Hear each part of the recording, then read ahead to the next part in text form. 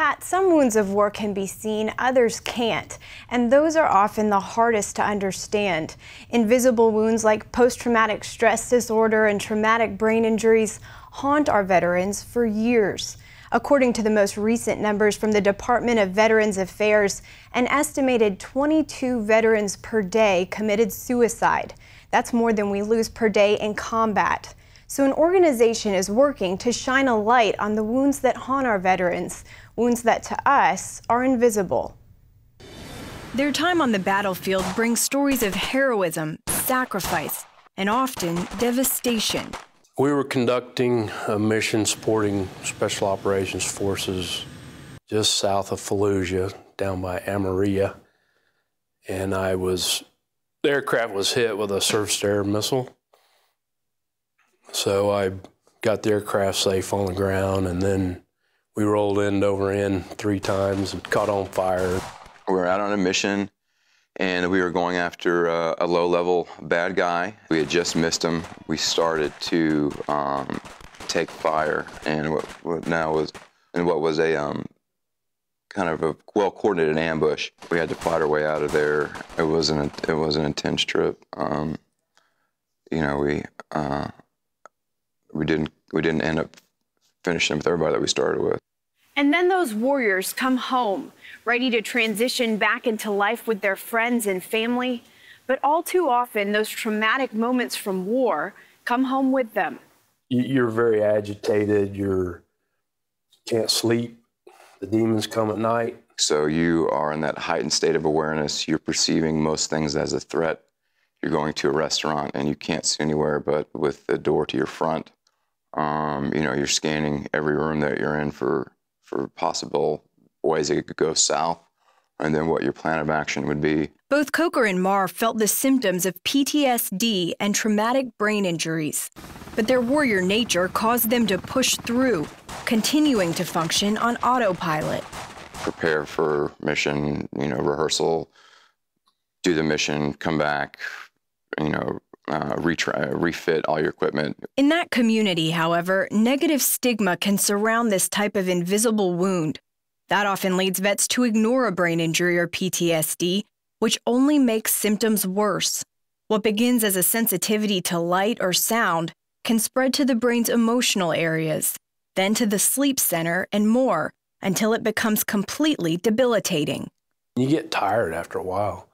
Just like, you know, you don't give up, but you're like, doggone, what can I do now? The only thing I could do was well, I just got to drink, and if I drink, you know, I can probably quell the storm a little bit or be able to present myself at home without being an emotional wreck. Both Marr and Coker tried to find medical help, leaving with a bag full of new medications, but no real solution.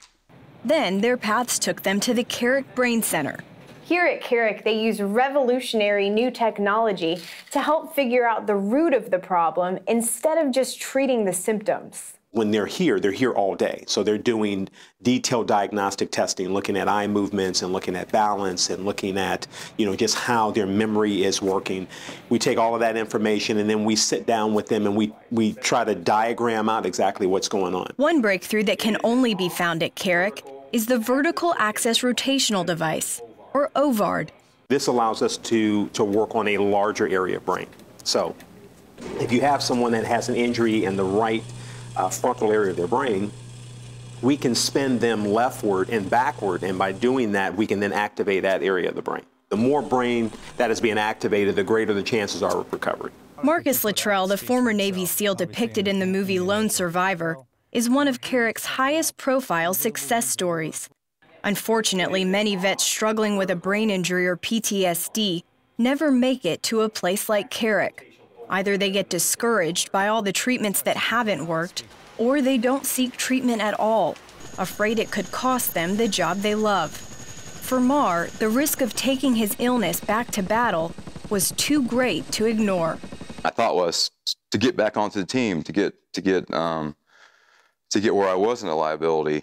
You know, it turns out it wasn't that way, but, you know, I can't second guess that call for a second, because, you know, if I were to have something paralyzing happen to me in a bad situation, You know, in this line of work, that means that guys don't come home and they don't see their kids. The Carrick Brain Center hopes to raise awareness and money for treatment through the Invisible Vet campaign. So oftentimes you encounter people in the street, at a restaurant, at the bank, people that have been in uniform that have either had a traumatic brain injury or they've been exposed to traumatic experiences that has led them down the road of post-traumatic stress, or unfortunately they have had both. Those are things that you can't see them.